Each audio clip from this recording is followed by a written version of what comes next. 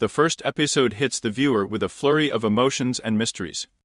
From the first shots, Moon-ju, the wife of influential politician Jun-ik, has a disturbing dream that foreshadows tragedy. Her awakening coincides with the morning news about rising tensions between North Korea and the United States, which only adds to the sense of an impending storm. Moon-ju, seeking solitude while jogging, eludes the annoying bodyguards. We soon find out that she is a former America ambassador who suddenly left his career abroad.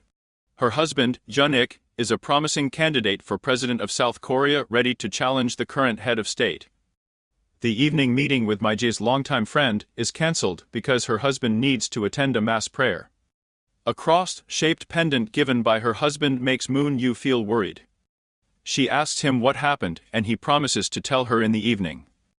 They are heading to the church, where there is a mass prayer for the peaceful reunification of the two Koreas. There are protesters gathered outside who do not want reunification. They are even more outraged that Jun-ik, who opposed reunification, will now pray for something else. When they enter the church, Moon-ju sees a cameraman filming from the balcony. Jun-ik orders his guards to wait outside. He also asks them to arrange a safe place where Moon-ju can go after the mass. After Jun-ik makes a short speech, a man in a military uniform suddenly stands up and shoots him, accusing him of betrayal. Moon-ju tries to protect her husband, and in the confusion, the cameraman who was here earlier knocks the soldier down. Jun-ik loses consciousness. Upon seeing this, the soldier takes a pill that kills him in a few seconds. Unfortunately, Jun-ik is dying. After the funeral, she has dinner with Jun-ik's family, which includes his brother Jun-san, his mother, and after the funeral, she has dinner with her husband's family, which includes his brother Jun-san, his mother, and his grandmother. Grandma laments that there are now 3 widows in the family because her husband and son are also dead.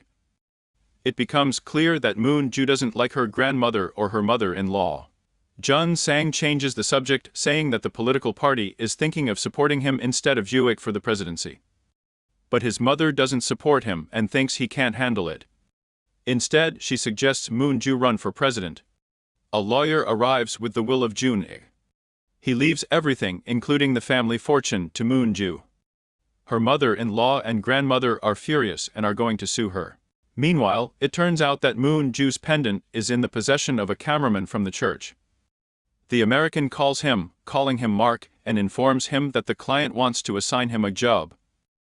The job is to keep an eye on Moon-ju and protect her without her knowledge.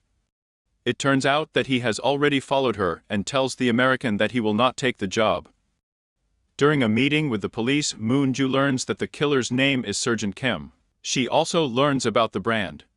His real name is Sang-ho, but the police were unable to find him and get a statement.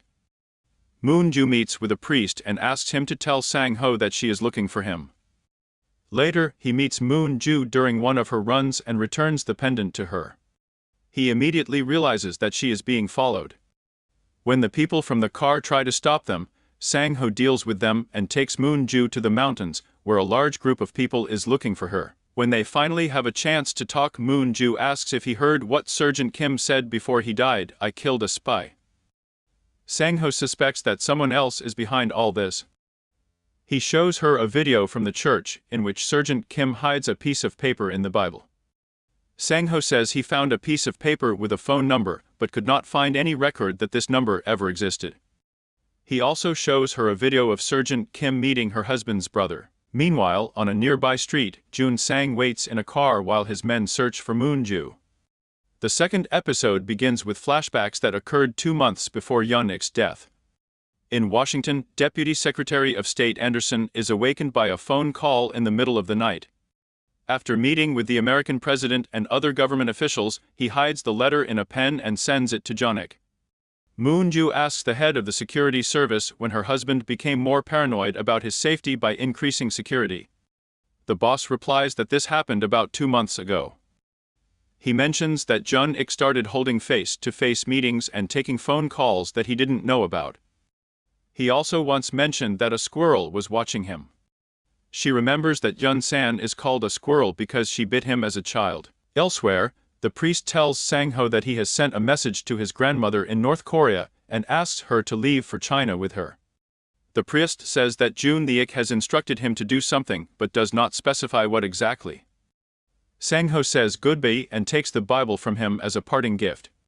While traveling, he finds the same card with the phone number that was in Sergeant Kim's Bible. This forces him to return to the church. Meanwhile, a friend keeps an eye on Sergeant Kim's family and informs Moon-ju that some unknown people are helping the family pack their things as if they were leaving forever. She follows the family all the way to the airport, where she learns that they are flying to Melbourne. However, mysterious strangers find a friend and kidnap her. Moon-ju receives a call from Jun Sang, who is currently holding her friend captive. When she meets with him, he claims that he hid the information to conceal the fact that Jun-ik was a spy. In fact, he suspects Sang-ho of killing Jun-ik. He assures her that Sang-ho is a mercenary working for a company called Valkyrie. He tells Moon-ju to leave the country within 24 hours and allows her to talk to her friend on the phone. Moon-ju promises to save her. She heads to the church, where she learns that the priest is dead. Sang-ho is there too and says he didn't have time to save him. The killer returns to the room, and Sang-ho confronts him, demanding to know what he was looking for.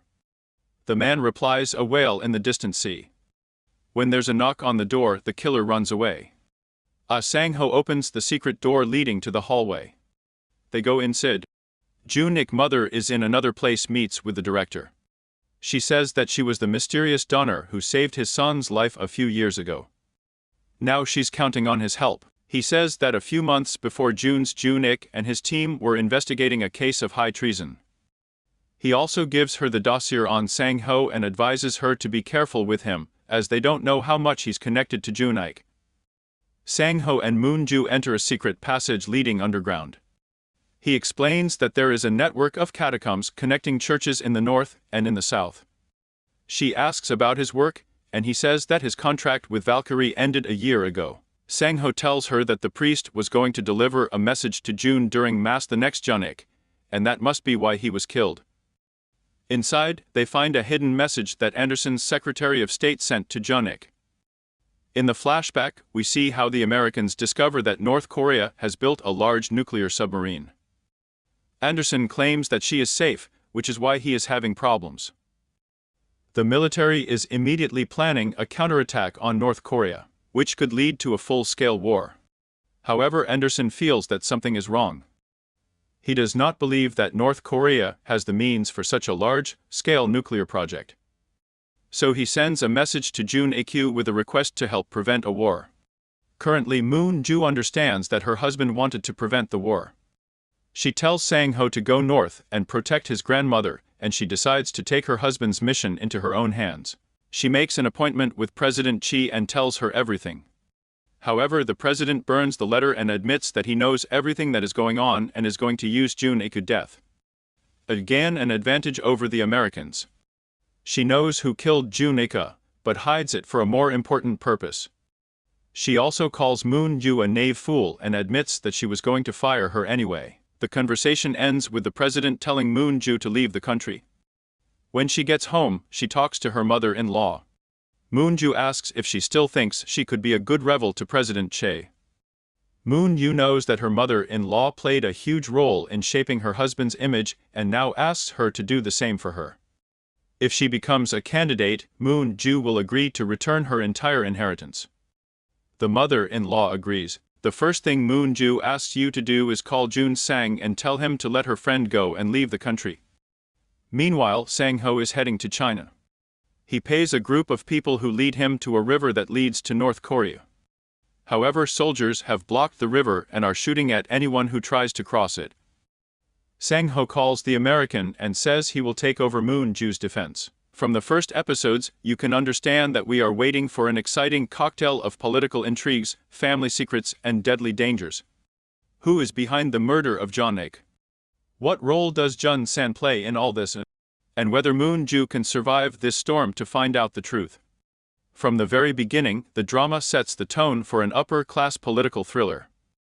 Moon-ju brilliantly embodies the image of a strong main character. Despite the brief appearance of Jun-ik, he manages to create the impression of a noble politician hiding dark secrets and fueling anticipation of the inevitable tragedy.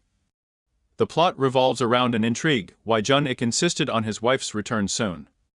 What the mysterious Sergeant Kim is hiding.